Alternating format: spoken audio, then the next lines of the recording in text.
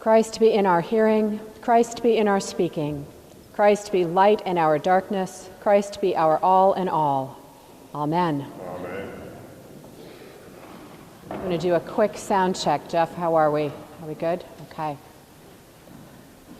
Well, we have such an honor this morning to celebrate the feast of St. Francis. Oh my goodness. And I can't tell you what a thrill it is for me personally to see little tails wagging out of the pews, and little noses, and all kinds of collars rattling and tags, and it's just fabulous. Because we know that we, as human beings, are not the only people on the planet. No, really? I know that's a surprise for so many of us. I have to tell you to start with a little story about my former dog, Murphy. He was a border collie and was part of my pastoral care team when I was the rector in Akron. And he often went, by request, to visits with me at the nursing home for our parishioners who were there. And Miss Betty, as usual, I was scheduled to visit her and bring her communion, as I always did. And it was one of those hot summer days in the 90s, crazy humidity. And I had had a few meetings beforehand outside, so I couldn't have the dog with me in the car because he would have gotten way too hot and that would have been not good for him. So I show up to the nursing home and I go to Betty's room and I greet her and I say, Miss Betty, I brought communion. And she says, "The sacraments are lovely, dear, but where's the dog?"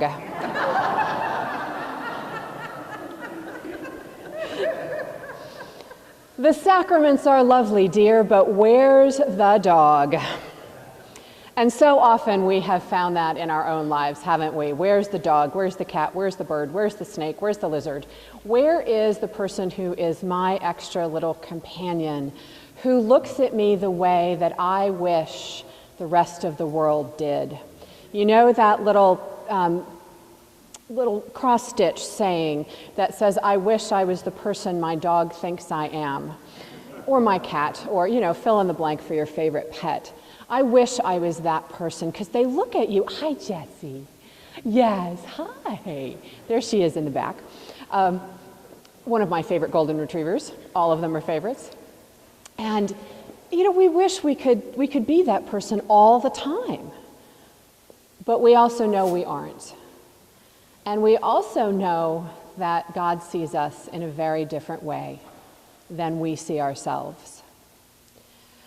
St. Francis started his life not as a saint, as many of us are still in a work in progress, and he engaged the question that we engage so much. How do we draw closer to God?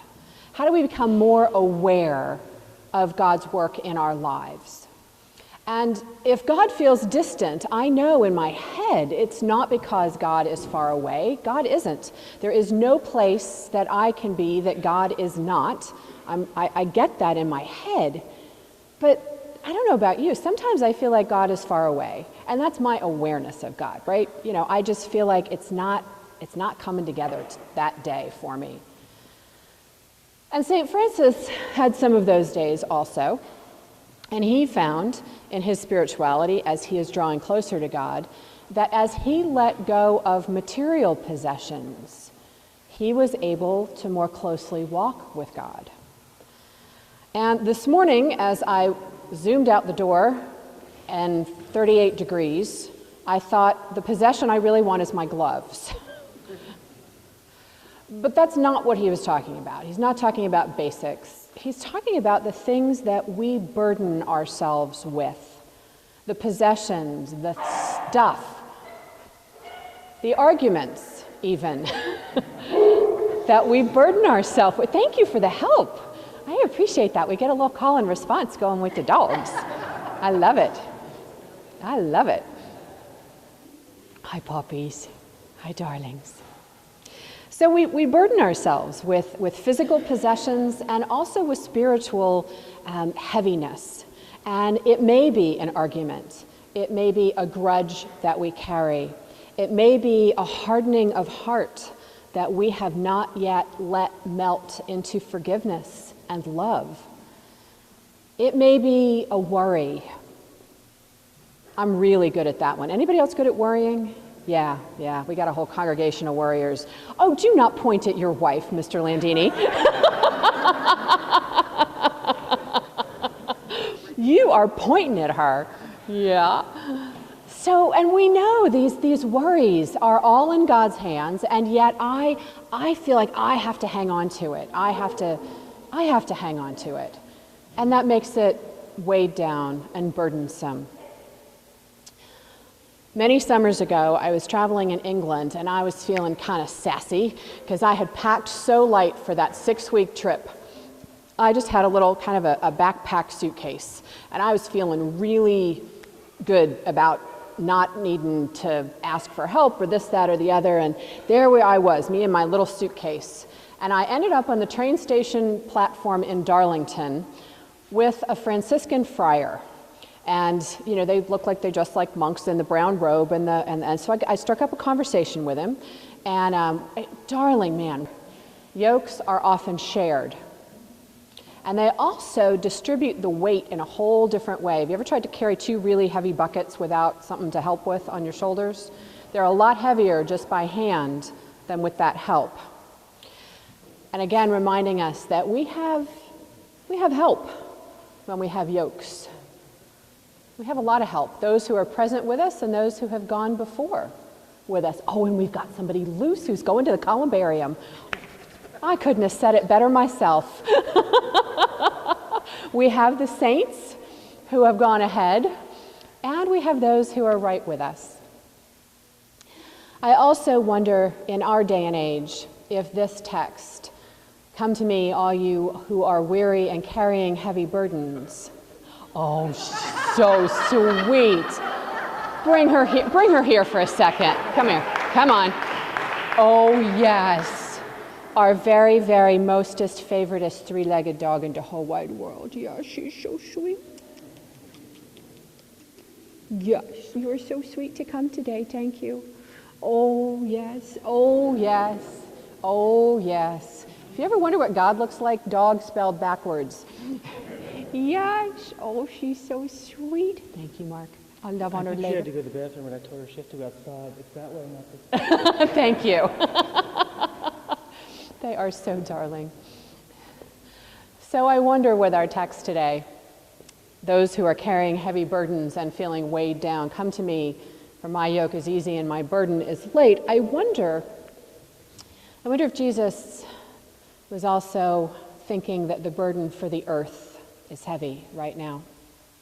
When we read these texts in our day and age, that the burden that we put on the earth is very, very heavy. What we do on our daily habits, what we do as a society, what we do as consumers, doesn't take into account that we really all are people on the planet. I have a 90-year-old oak outside my house on the tree lawn area, and I talk to it all the time. It's huge. You cannot get your arms around it. And I talk to it just about every day when I'm home. And I've asked it to tell me the stories of the earth from the last 90 years. And the wind rustles when it still has leaves, and the snow usually plops on my head when there's a wind in the winter. And we get the beautiful new green in the spring, and the full leaf canopy all up and down the street in the summer. And these annual cycles for at least 90 years in the life of this tree tell of great change for the earth in the last 90 years. Peter's posted a wonderful article, I believe it's from the New York Times, on our board talking about climate change and talking about some of the things we can do about it. And we at Christ Church, I think, are as aware as many of what we can do. Francis wrote beautiful poetry and prayers about brother sun and sister moon and about all of creation. And we honor him today not just with blessing our pets who remind us of God's unconditional love, but we also honor him today by recommitting even more deeply to the care of the earth, the care of this planet who gives us life, the care of the wind and the waves, and all of the things that are happening. It's not a coincidence that our sisters and brothers in Puerto Rico are so affected. We've had something to do with that. So I invite us today to even more deeply commit ourselves to the kind of love that shows forth in action, that makes itself alive in what we do and in what we don't do. If you don't have a great recycled water bottle, pick one up. The vestry's selling them. They're wonderfully, beautifully designed. If you need a hand with figuring out other ways that you can do that, Linda, stand up for me for a minute.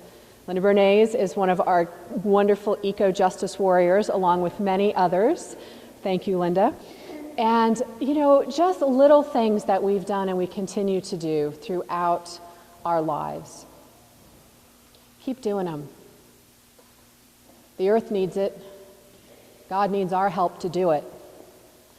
And we're reminded when we look at the wonderful eyes and ears and tails and wags of our furry friends, that being in that moment is an awareness of God's presence. Be aware, and from that awareness, take action. May you be blessed today by your pet or someone else's, or the memory of one, and may we all be blessed by the companionship of our wonderful saint. Woof. Amen. Amen.